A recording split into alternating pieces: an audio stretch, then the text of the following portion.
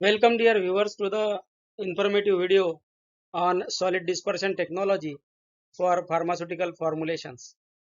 So mainly solid dispersion technology is utilized for the drug substances and APIs which are having very low solubility, and that's why the solubility enhancement is required to get the desired therapeutic outcome from the API. In pharmaceutical formulations, the solid dispersions are made to have the advantage of improved solubility, improved dissolution, and that's why increasing the bioavailability. Solid dispersions are also called as amorphous solid dispersions, and the insoluble API is converted to the more soluble API with the use of some carriers like polymers. These solid dispersions offer the solution for solubility enhancement, dissolution improvement, and enhancement of the bioavailability. Many of the oral formulations are made with the insoluble APIs using the solid dispersion technology.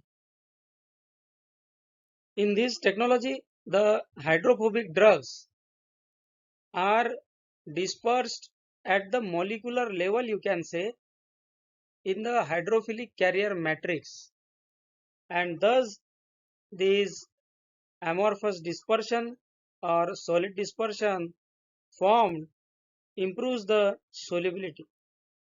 So the mainly the components are API and the carrier, and the carrier is polymer which act as a solid solvent for the API. Like we dissolve material in the organic solvent or in any solvent, and that solvent becomes the major solvent for dissolving the API. But here in the solid dispersion, the solid like carrier and polymer behaves or gives the effect of solvent. So you can consider that the polymer or carrier act as a solvent for the API. That's why the composition involves the API or drug substance and the polymer. So consider these polymers as solid solvent or carrier for the APIs. Then the ratio between the API and the excipient, that is polymer, is having a great role. Like you take ratio of 1 is to 1, 1 is to 2, 1 is to 3 or 1 is to 4. As per the API characteristics and as per the capacity of that polymer to dissolve the API, the ratio can be finalized. Nowadays, many of the new molecules which are being invented belong to the BCS class 2 and BCS class 4. So these BCS class 2 and 4 molecules are having low solubility or poor solubility, and that's why it becomes critical to formulate these type of APIs for oral drug delivery. And for such molecules, the solid dispersion technology becomes very important. The solid dispersion technology improves the dissolution and the absorption. That's why enhancing or improving the overall bioavailability. The crystalline form is converted to amorphous form in the polymer matrix, and at molecular level dispersion or matrix with the improvement of solubility by the solid dispersion technology. So in the solid dispersion technology, the API may be crystalline or may be amorphous. Both type of API form can be taken and can be formulated into solid dispersion. So whenever you are going to select the polymer, You select the polymer considering some key points or critical material attributes. If you are going for HME process, that time the polymer should not get degraded at high temperature, because HME runs at high temperature. HME meaning hot melt extrusion. So we are going to see these technologies in detail in the upcoming slides. Then it should be compatible with the drug, and it should have good solubility in variety of solvents and water. Many of the time water insoluble polymers are also selected, and that time the organic solvents are used mainly for the spray drying technology. The examples of polymers for solid dispersion are povidones, copovidone, HPMC, carbopol, HPMC acetate succinate, HPMC phthalate, and many others. So these polymers can be used in combination also, maybe with other excipients like wetting agents, solubilizers, surfactants. So these are the common examples of polymers. Then manufacturing technologies. There are different technologies given in the literature like HME, spray drying, lyophilization, supercritical fluid technology, melting technique, kneading technique, wet solvent evaporation.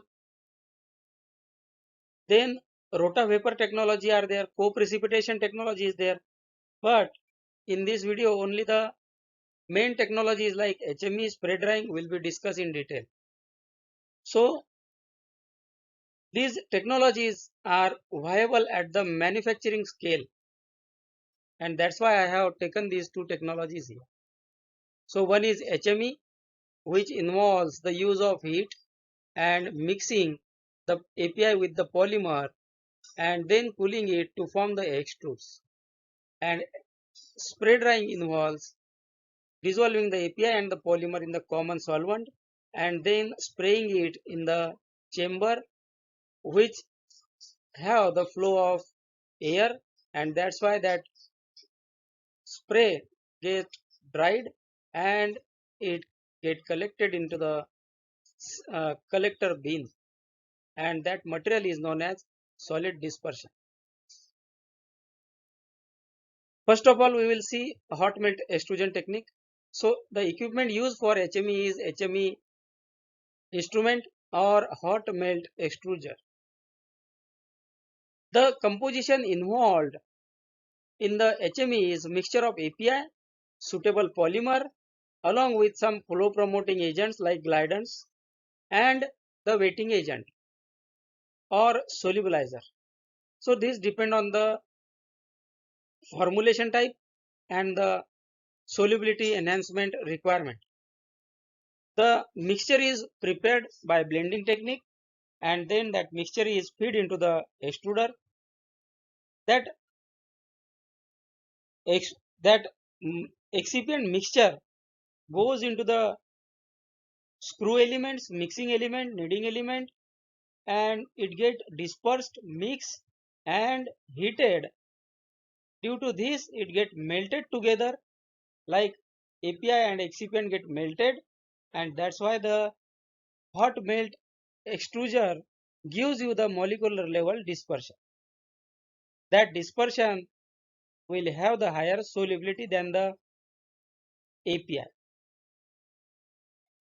The HME technology does not involve the use of solvents. HME process involves the use of heat, that is high temperature, to melt the materials. And in this technique, the melting point of the API, glass transition temperature of the polymer becomes very important, because the melting zone temperature is decided based on the melting point and Tg of the polymer. Then come to the spray drying. The equipment is known as spray dryer. The composition is like in HME only. It is the mixture of API and the suitable polymer along with solubilizer or wetting agents. In this spray drying technique, the common solvent or solvent mixture is prepared, which can dissolve the API as well as the polymer. That solution is formed and then that solution is sprayed in the spray dryer. That solution during the spraying get dried, it loses the solvent and the particles are dried and collected. This technique involves formation of the mixture by dissolving the API and the polymer in the common solvent. Then they are mixed and spray dried using the spray dryer. The spray dried material is dried to get the solid dispersion with higher solubility. The main disadvantages of spray drying is the spray drying technique involves the use of solvent.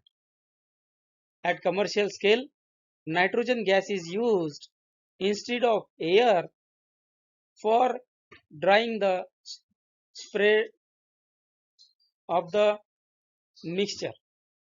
Spray drying technology does not involve the use of heat. That's why it is good process for the thermolabile materials. Compared to HME, the spray drying operates at lower temperatures. That is the advantage. And HME does not use the solvents. That is the advantage of HME over spray drying technology. Then lyophilization and supercritical fluid technology. Lyophilization technology involves dissolving the drug and carrier in the common solvent. Then these are frozen and sublimation to get the solid dispersion. Supercritical fluid technology involves spraying the solution of the drug and the organic solvent in the flowing supercritical phase. Now come to the testing of the amorphous solid dispersion material or solid dispersion material. So there are many testing types involved depending on the requirement and depending on the criticality.